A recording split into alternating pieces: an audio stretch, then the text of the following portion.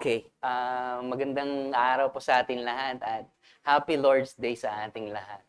And it is my privilege po na makatayo sa pulpit ng SGCC, no?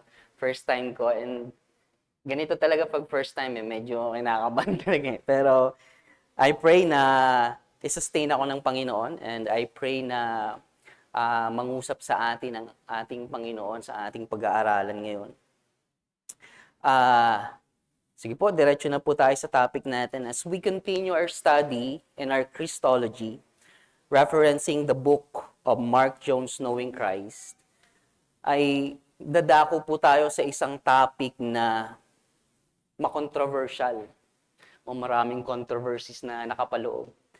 The word miracle in general is one thing, and thank you kapatid. Testing ko nga. Yun.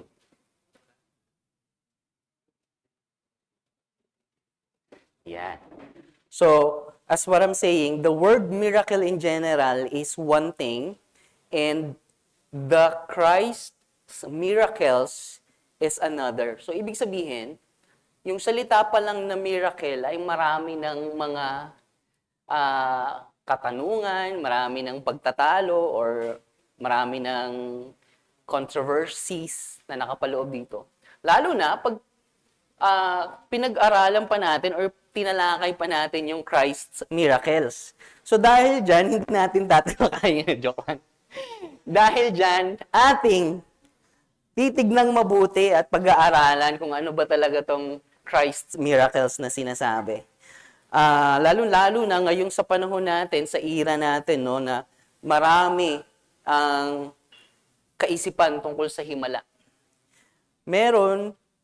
Merong mga iba na kung saan lubusan na naniniwala sa himala na yung mga kamangha-mangha at mga bagay na kagilagilalas, para sa kanila, himala na yon. Hindi nila maipaliwanag at para sa kanila, himala na yon. At meron namang iba na makatuwiran at sinasabi na lahat ng bagay sa mundo, hindi mo pa man na-experience or ngayon mo pa lang ma-experience, ay merong scientific explanation. Merong explanation ang mga scientifico. At ang mga kaisipan na to ay nagpapakita ng kung hindi man mababaw na pagkaunawa sa himala ni Kristo, ay lubusang pinawawalang bisa ang himala ni Kristo. Paano na pinapawalang bisa? Kasi noong panahon ni Kristo, wala pang advancement of medical technologies. Wala pang mga high-end na mga aparato na makakapagpagaling ng, sabihin natin, ng pilay. Ngayon, kaya ng tapatan ng technology natin yung ginawa ni Jesus. Hindi nga lang flesh. Prosthetic nga lang, bakal at mga plastic, no? Pero sa ganun pa man, isa itong dahilan ng mga scientifico na para hindi paniwalaan at pawalang bisa yung himala ng Panginoong Jesucristo. This idealism affects us whether we believe or not that there is a God who has the power to create a universe. Ayan, wait lang. Yan. So, to create the universe ex nihilo. Ibig sabihin po niyan ay yung Panginoong Diyos natin, yung God the Creator, He created the universe out of nothing. Creating something out of nothing. Kaya merong punto yung mga atheist minsan na ang lahat daw ng bagay ay galing sa wala. Totoo. Pero yung walang yun, yung pinanggalingan na yun, ay galing sa ating Panginoon. At kaya, etong tanong na to, kailangan or magdadala sa atin ng pagsusuri sa ating mga puso na kailangan nating malaman at maintindihang mabuti kung ano ba talagang layunin ng himala ni Kristo. It is not just to answer the questions is if there's a God, do miracle exist today? And if we still do believe in miracle. It's not that. Hindi lang para dun yan. Pero etong mga tanong na to, mahalaga tong sagutin natin bilang isang mga naniniwala or nasa kampo ng reform. Kasi may mga ibang kampo na pag nalaman na tayo ay nasa Reformed Church or meron tayong tinatayuan na Reform view, na i-stereotype tayo, nasasabi na hindi tayo naniniwala sa mga himala. Di ba tayo naniniwala? Totoo bang hindi tayo naniniwala?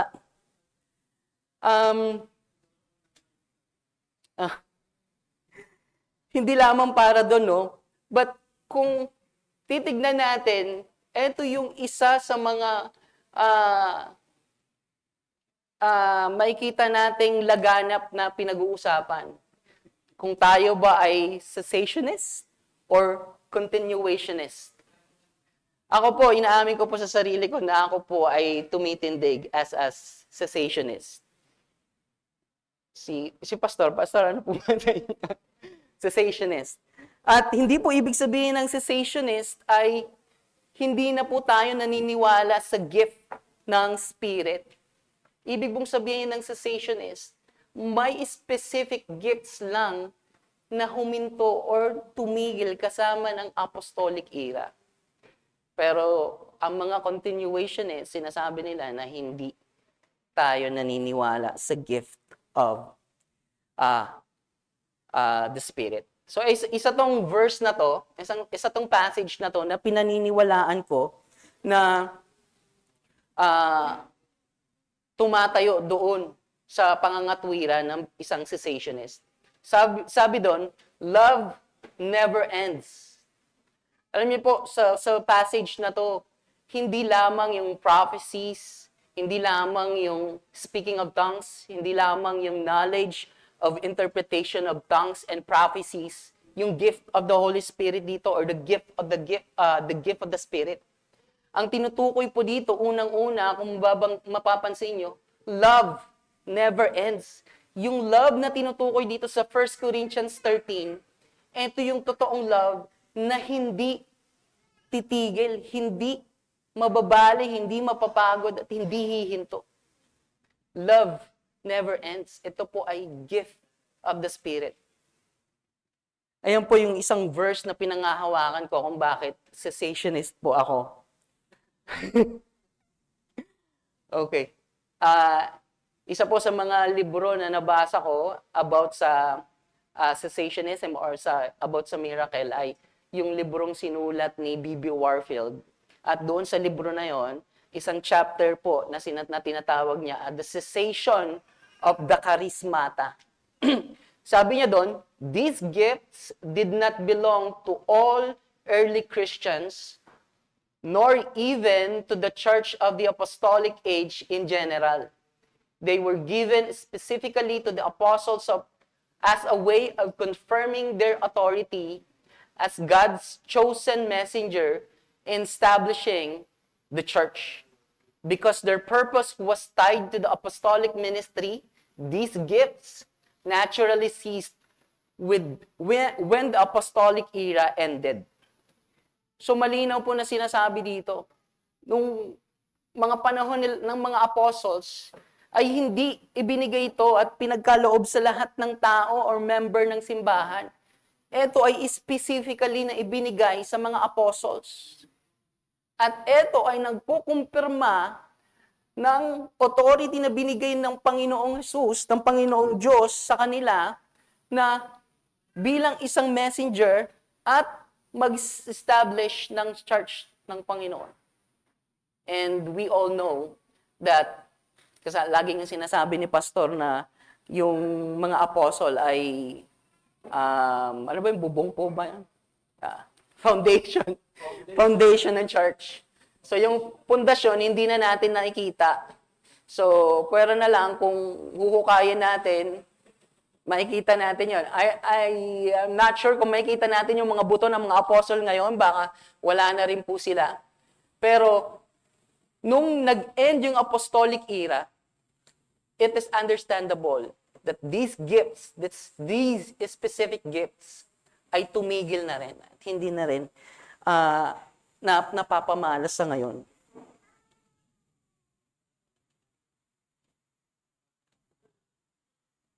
Kalam po.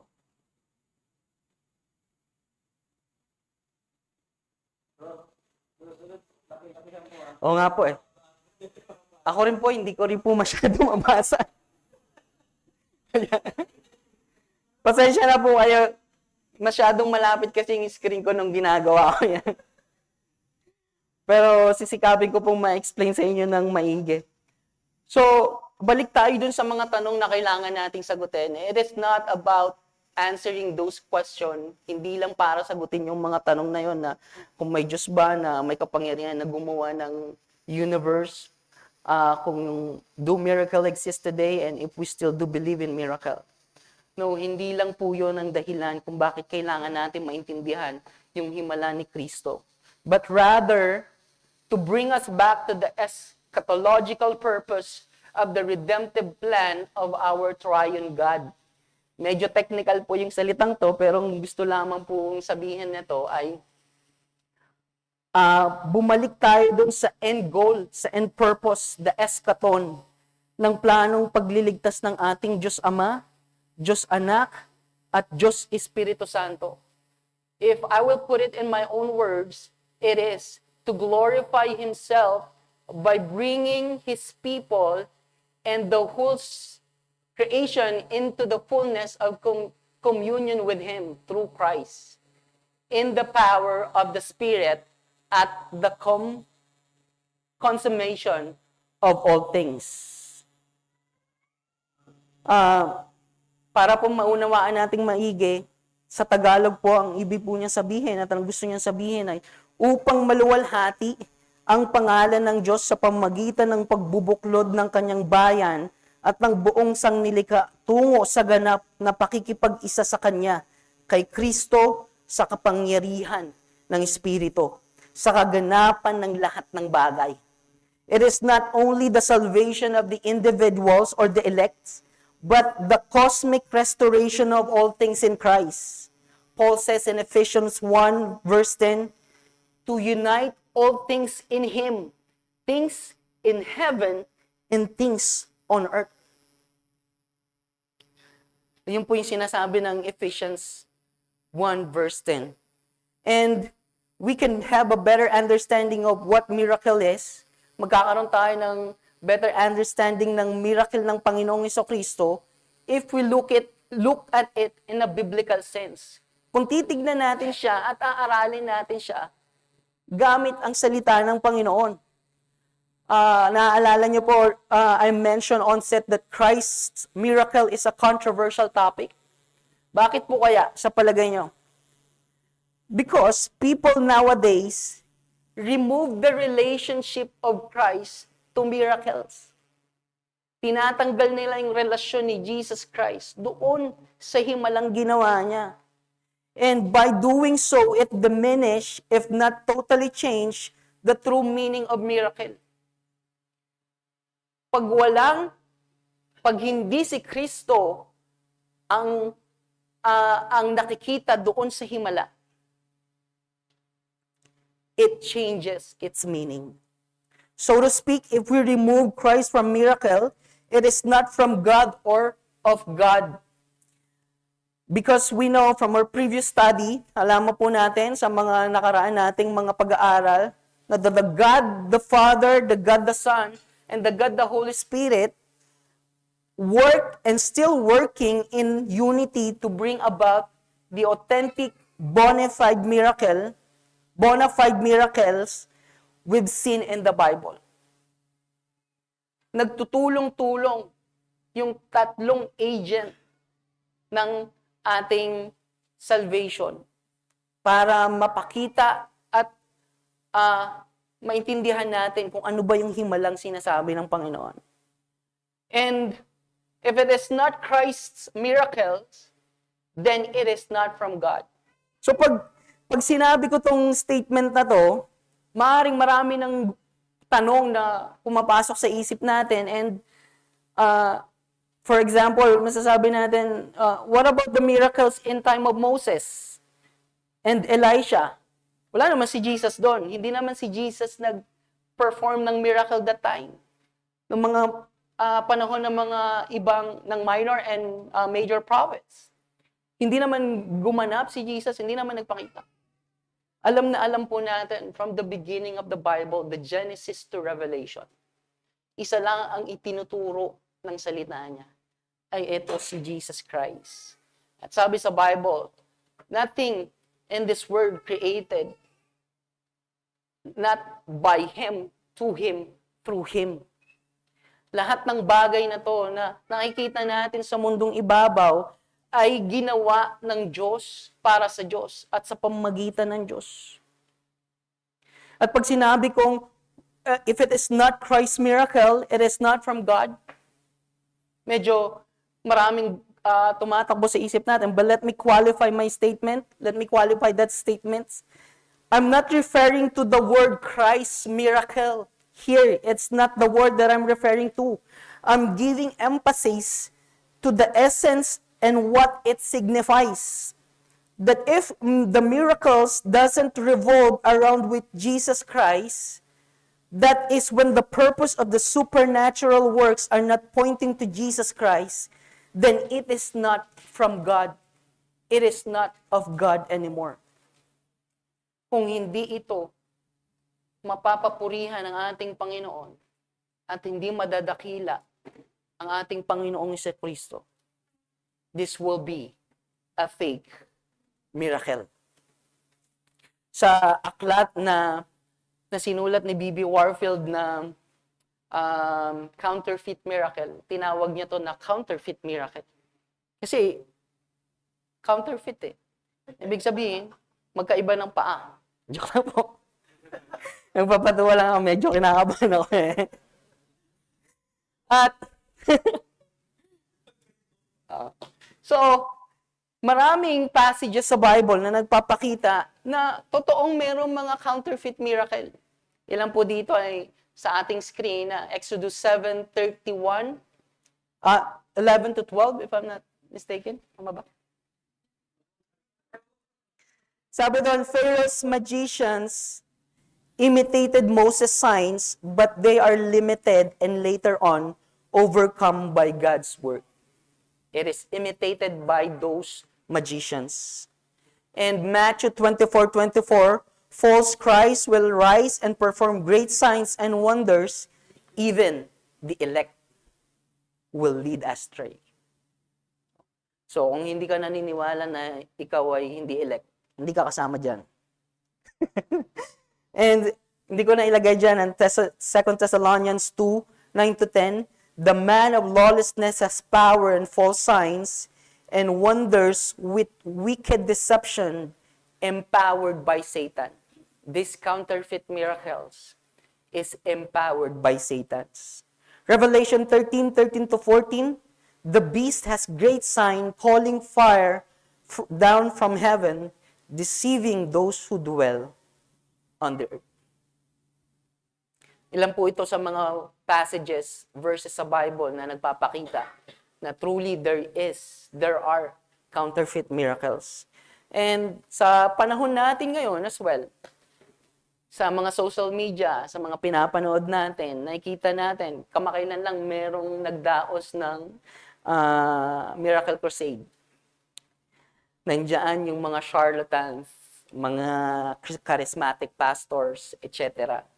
na nagpapagaling kuno. And paano nila ginagawa itong pagpapagaling nila, healing nila? Pinapadilat ang mga bulag kasi nakapikit yung mata. Pinapalakad yung mga pilay at yung iba nagsisitumbahan kasi alam nila na hindi ito totoo. And some claims that they prayed the tornadoes to skip their house, pero hindi sila sumasakay ng eroplano pag may bagyo at may mga ipo-ipo, may kalamidad. Pero nagpipray sila na umiwas yung ipo-ipo sa bahay nila. Pero hindi sila sasakay ng eroplano pag may bagyo. Bakit? Kasi even them knows na it is a false claiming of miracles yung ginagawa nila. Hindi yun totoo at hindi napaparangalan, nag-glorify ang Panginoong Jesus. Those are examples of counterfeit miracles. Pero merong meron pong ibang examples, those amazing and wondrous work of God, but in strict technical terms of definition, it will not fall on the category of miracle.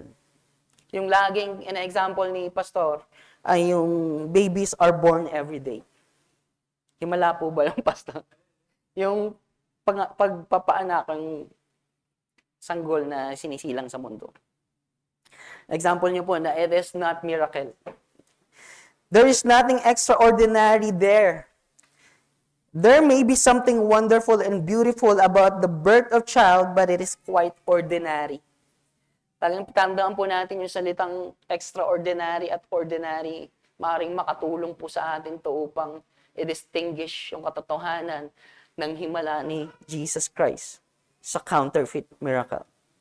And etong pagsilang ng sanggol, ako po ay meron po akong baby na parating at tuwan-tuwa po ako nung nalaman ko yung nabuntis yung asawa ko. Muntik na ako. Okay. And some of the examples of those wonderful and beautiful things na hindi pumapasok dun sa kategorya ng miracle ay yung doctor saving someone's life, including the miracle of modern technology. Alam niyo po, ang mga doktor, matagal nilang pinag-aralan at kinabisa ang lahat ng ligaw ng ating mga organ, kung paano kumikilos at kung paano nagfa-functions. Na alam nila na in a certain process, operation, ay mapapaganda nila, haba nila yung buhay ng isang tao. At sa paggamit ng medicine ay magiging maayos at maaring maging malakas ang isang tao. Pero minsan, ginagamit nila to sa panluloko. Ginagamit din nila to para magkamal ng pera. And all of these things shows what miracle is not.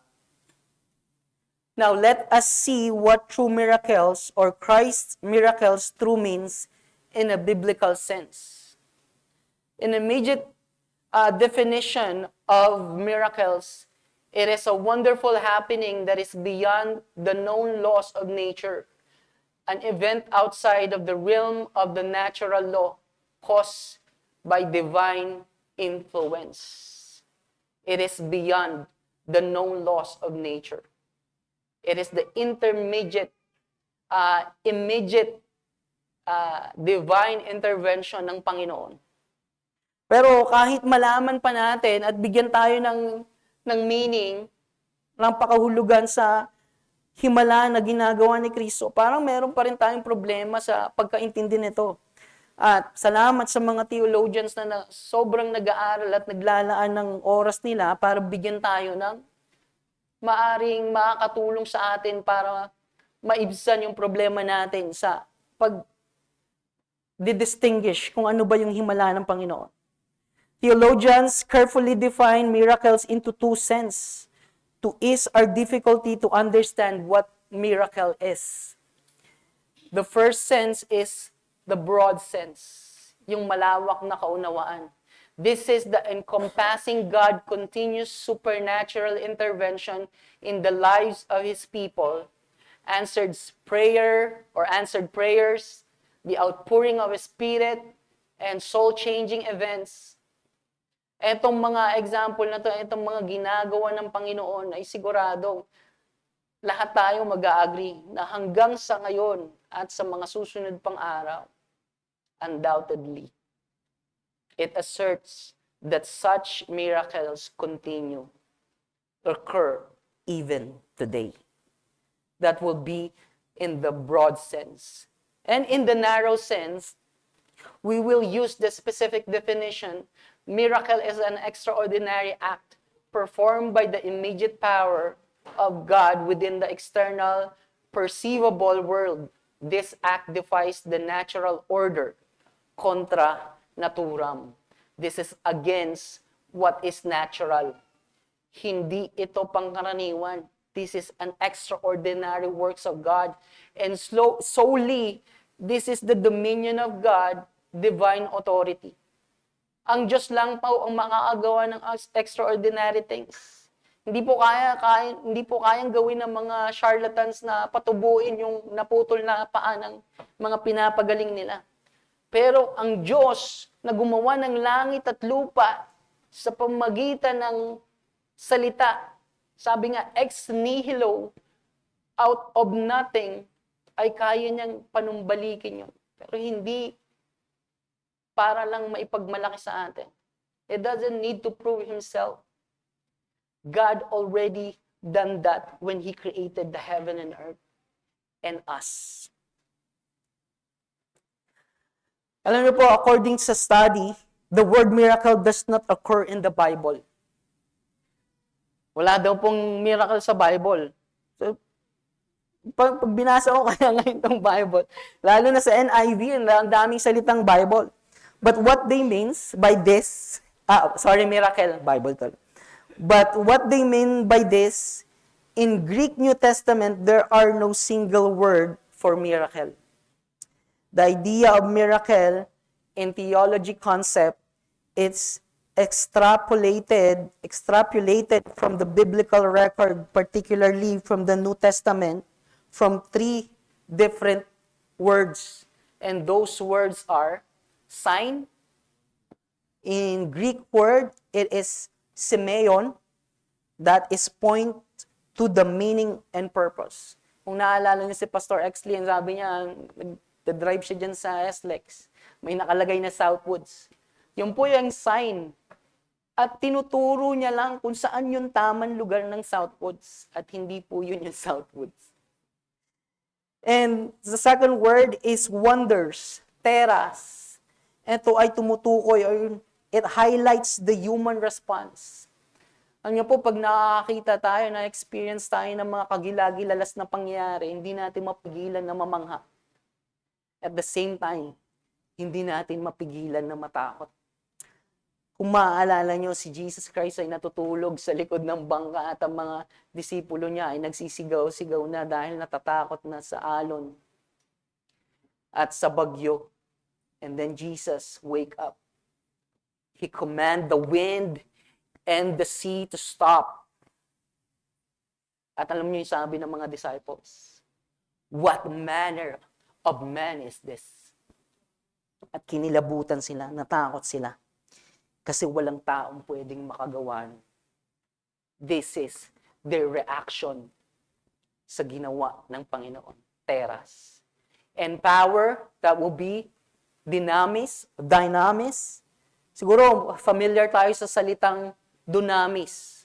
Diba? Dunamis. Sa English po ay dynamite. Ibig po sabihin yan. Dito kung saan pinapakita, kung saan nanggaling yung makapangyarihang gawa na yon. Divine source of power. Pero, ano nga ba talaga yung miracles? What was the so-called miracles were signs and powers and wonders of the New Testament were designed to signify? Ano nga ba yung tinutukoy niya talaga at pinupunto? And what did they point to? Sa unang passage na ibinigay sa atin ng Mark Jones, ang sabi doon sa John 3 verse 2, Rabbi, we know that you are a teacher come from God. Pag nabasa niyo po yung we know, wag niyo pong intindihin na or maisip na ibinibilang niya yung sarili niya sa mga apostles at sa mga disciples. Hindi po. Ikinakatawan po ni Nicodemus ang Sanhedrin, ang kupunan nila. They know na etong mga bagay na to ay hindi kayang gawin ng extraordinary na tao. Sabi na, we know that you are the teacher. A teacher come from God. For no one can do these signs that you do unless God is with him. Maaring nag-fall short siya doon sa pagtingin niya kay Jesus Christ as a teacher only. Pero mahalagang punto yung iniwan niya sa atin, na walang sino mang taong ordinaryo na hindi galing sa Panginoon, na hindi kinasiyahan, hindi sinasamahan ng Panginoon ang makakagawa ng mga sign na to. Babalikan po natin ito mamaya. It is a full short definition ni Nicodemus sa Panginoong Jesucristo. Sabi dun sa John 13:13, "You call me teacher and Lord, and that is true. I am." Hindi lamang po teacher ang Panginoong Jesucristo. Siya po ang ating Panginoon at tagapagligtas. At ano ba yung ina-attest ng Christ miracle? Ano ba yung dinedefend? Ano ba yung pinapakahulugan? It is the identity of Jesus Christ as the Messiah and affirming His ministry. The Word of God na dala-dala at pinapangaral ni Jesus Christ. Katulad ng pag-affirm niya at papatunay niya na si Moses ay kanyang sinugo. Mababasa natin po yan sa Exodus 4 at sa Exodus 4:16 and Exodus 7. Dito po natin makikita na sinabi ni Yahweh, ikaw ay parang Diyos sa kanya at si Aaron ang iyong tagapagsalita. Ang miracle po ay attesting to those agents of revelation.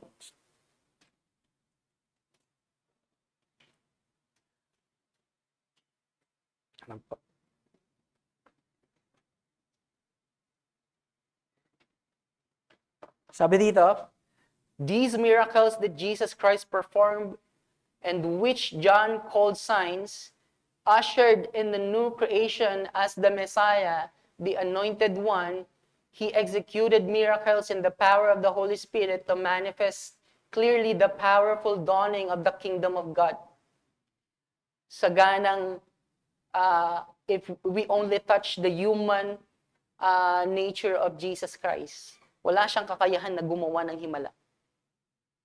Pero dahil nasa kanya palagi ang banal na spirito, nag-enable sa kanya at nagbibigay sa kanya ng kapangyarihan gawin ang mga himalang to. At lalong-lalo na ang Diyos Ama. It is possible always for Him to perform miracles in His disposal. Pero, kung titignan lang natin yung katauhan ng Panginoong Jesucristo, katulad lang din natin siyang tao. Kung wala siyang divine nature, only human nature, parehas lang. Sabi doon, thus God the Father and God the Holy Spirit were with Jesus as the miracle bore witness to the triune God's loving kindness towards cursed creation that needs recreation on every level. Kung natatandaan niyo po yung sinabi ko kanina, this is the eschaton. This is the end goal ng redemptive plan ng ating triune God. Na lahat tayo ay makasama niya at alam niyo, ma-recreate. Mabumalik doon sa dating perfectong mga nilalang niya before the fall. And what was it meant to signify to? Dito po natin makikita at malalaman sa mga himalang ginawa ni Jesus in the New Testament. The first one is turning water into wine. Let's see the first miracle that Jesus did. It is turning water into wine. Medyo maiksi na, maano na po. Kailangan ko na po siyang basahin sa Bible. Dapat pala tinesting ko muna, no? So, let's read it in the Bible itself. John 2, 1-11. And both Jesus and his disciples were invited to the wedding. When the wine ran out, the mother of Jesus said to him, "They have no wine." And Jesus said to her, "Woman, what does that have to do with us? My hour has not yet come." His mother said to the servants, "Whatever he says to you, do it." So, minsan iniisip ko dito na ito siguro yung part-time job ni Mary. Maging wedding coordinator. Pero ang sabi sa kanya ng kanyang anak na si Jesus Christ, "My hour is not yet come." Alam po natin ang ibig sabihin niyan. Ito po ay tumutukoy dun sa crucifixion ng Panginoon. It is not due for Him to manifest the power and the glory of God. Bakit? Kasi ang paliwanag ni Mark Jones, baka magkaroon ng yung pagbuntis ka maagang nanganak? Premature. Magkaroon ng premature na event na imbis na maparangalan ng Diyos Ama, ay maparangalan siya yung pagiging tao ni Jesus Christ, yung maparangalan. Maparangalan. Sabi sa verse 5, his mother said to the servants, "Whatever he says to you, do it." Now, there were 6 stone water pots set there for Jewish custom of purification, containing 20 or 30 gallons each. Jesus said to them, "Fill the water pots with water." So they filled them up to the brim. And he said to them, Draw some out now and take into the head waiter." So they took it to him. When the head waiter tasted the water, which had become wine, and did not know where it came from, pero yung dalawang servant na nag-asikaso na alam nila, the head waiter called the bridegroom and said to him, "Every man serves the good wine first, and when the people have drunk freely, then he serves the poor wine. But you have kept the good wine until now." Ano po ang sinisignify niyan? May dalawa po. The spiritual barrenness of Israel, and Christ as the bringer of the new covenant. Sa Old Testament po, ang ibig mong sabihin ng wine, ang pakahulugan niya ay blessing ng Panginoon. Umaapaw na pagpapala ng Panginoon. Think of it. Isang malaking pagdiriwang sa Israel, umaabot ng ilang araw, pinagkagastosan. At kung titignan natin, it is the foreshadowing of the wedding that we are looking in the future na mangyayari sa atin. Tayong mga church, tayong mga bride ni Jesus Christ ay magkakaroon ng malaking piging sa pag-iisa natin sa Kanya. But this one doesn't have even the good wine to serve. It is the Israelite spiritual barrenness.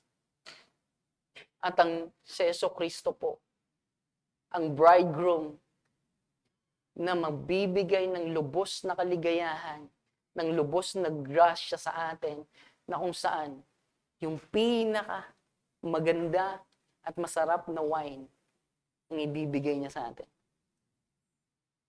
Yung pagpapala niya, yung pagpapalang makasama natin siya eternally. This is what it signifies. The meaning and the purpose, the miracle led the disciples to believe in Him. This is the first miracle of Jesus Christ, though it is not public. It is private.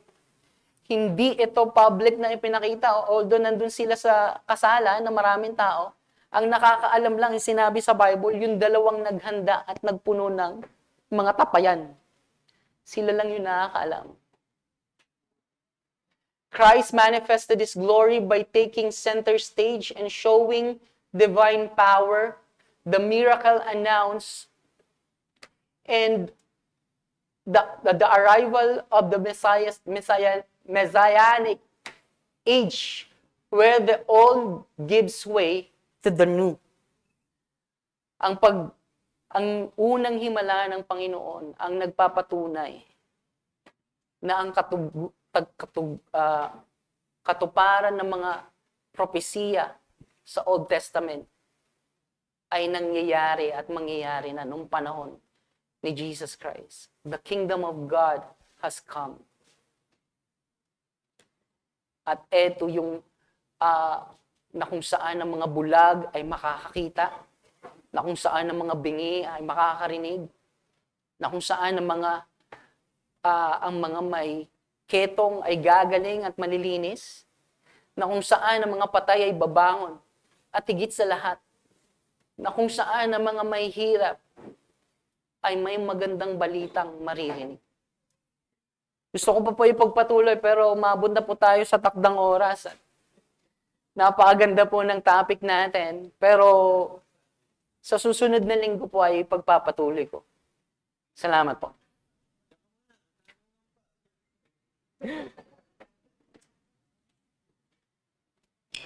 Maraming salamat sa iyo, Dennis.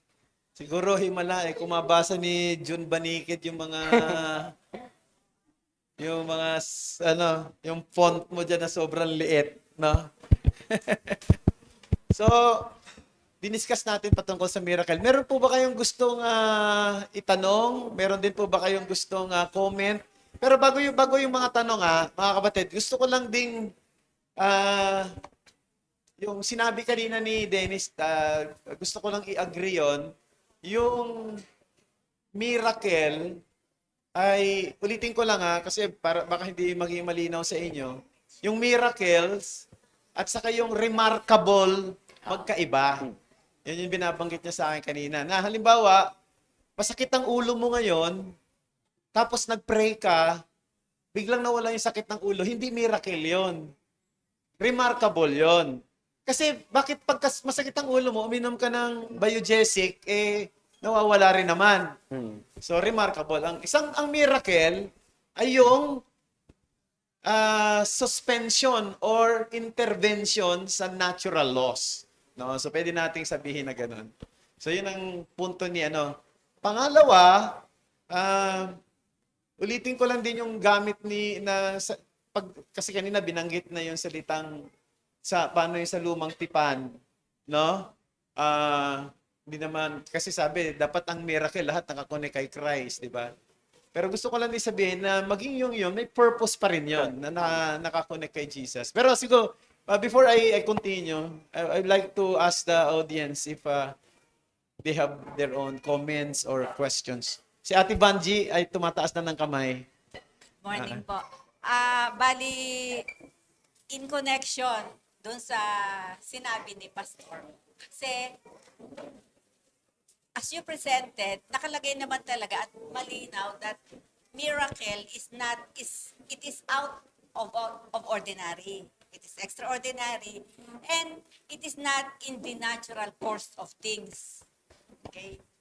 Ang tanong ko po kasi, gusto ko lang ipik yung brain nyo I'm not trying to be the devil's advocate. Ampo. When we pray for healing, like in our OPM, we pray for healing physically and sometimes yung mga anxiety psychologically. But we also invoke medical intervention like pwedeng procedure, surgical procedure, pwede rin naman na oral medications, which is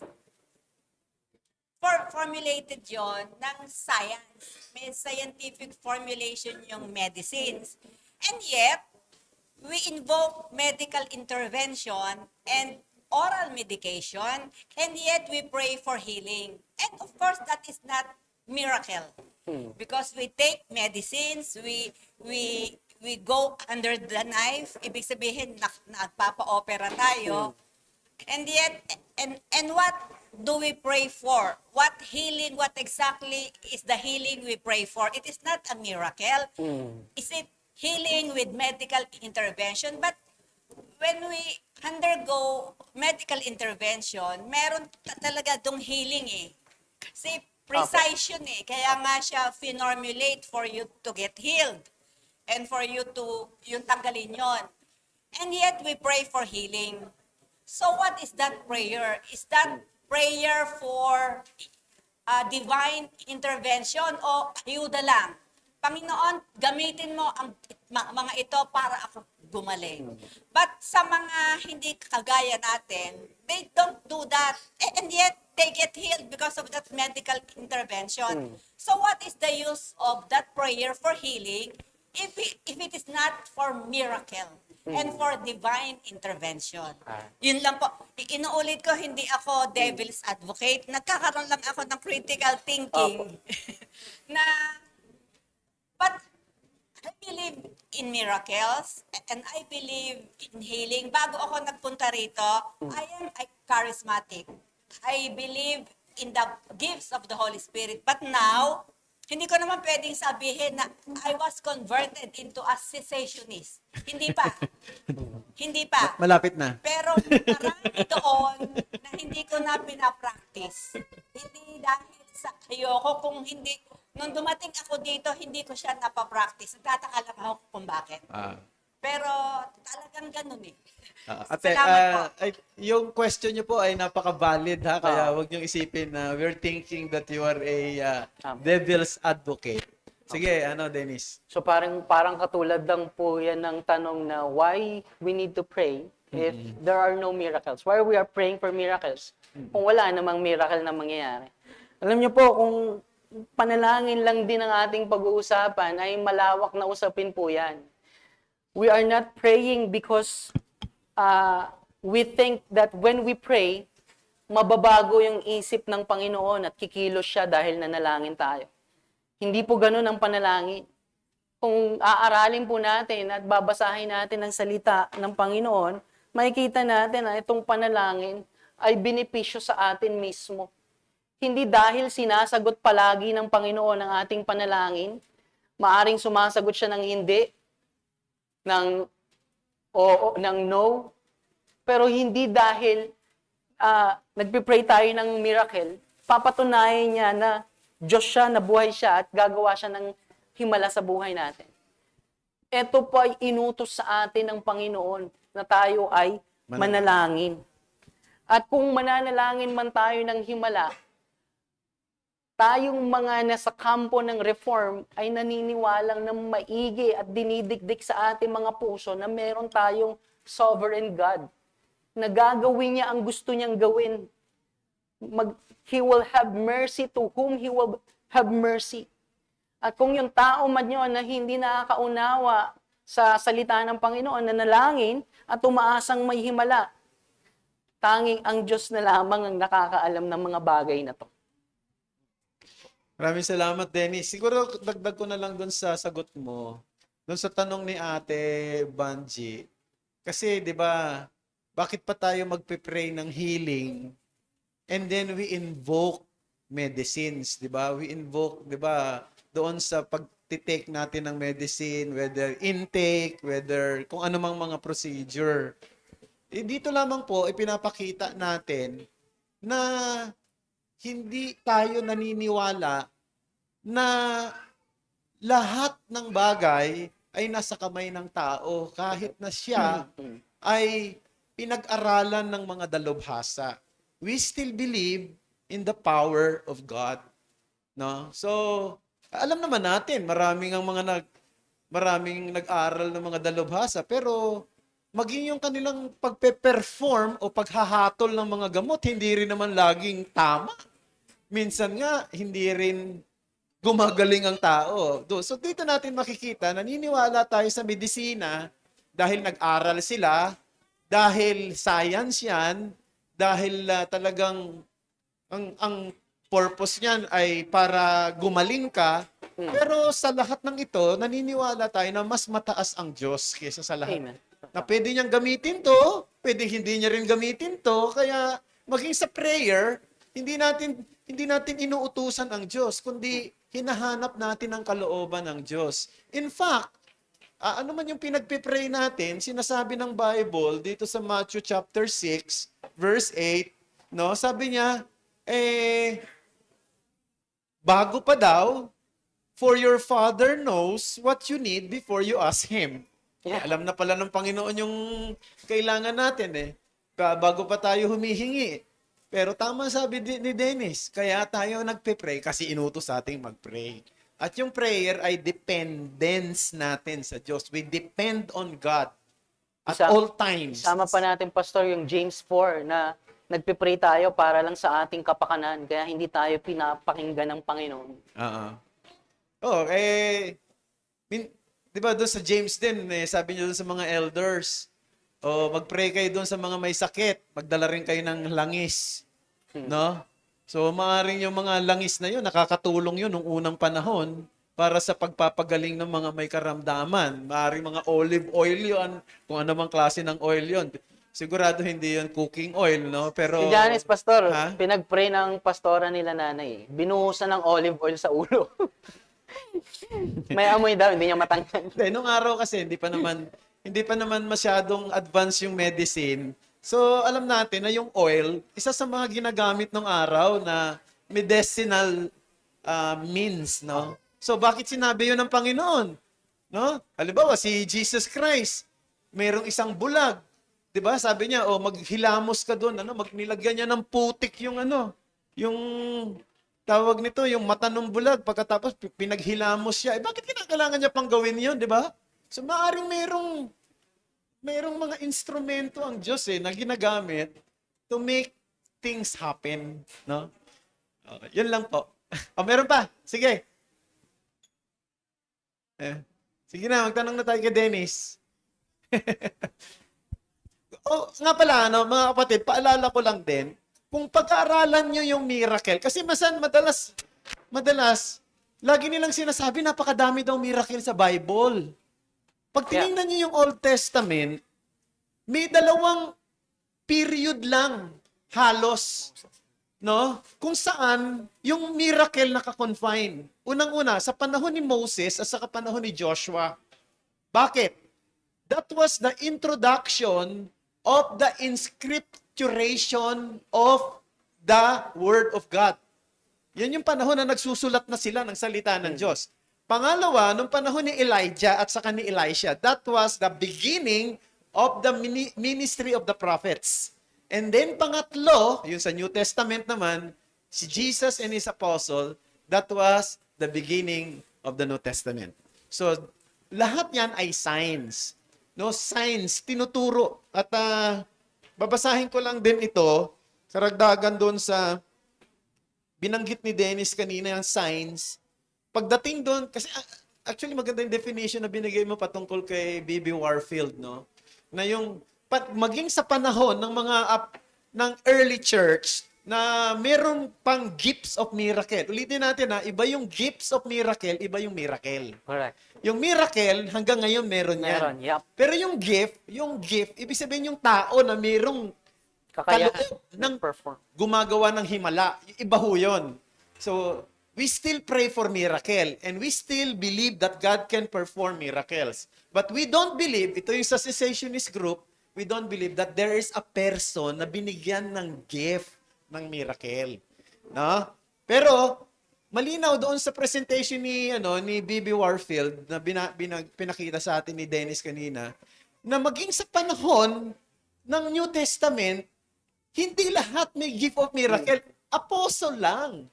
Yan. Bakit? Second Corinthians chapter 12, verse 12. Ang sabi rito, the signs of true apostle were performed among you with utmost patience, with signs and wonders and mighty works. Therefore, miracles, signs and wonders, 'di ba?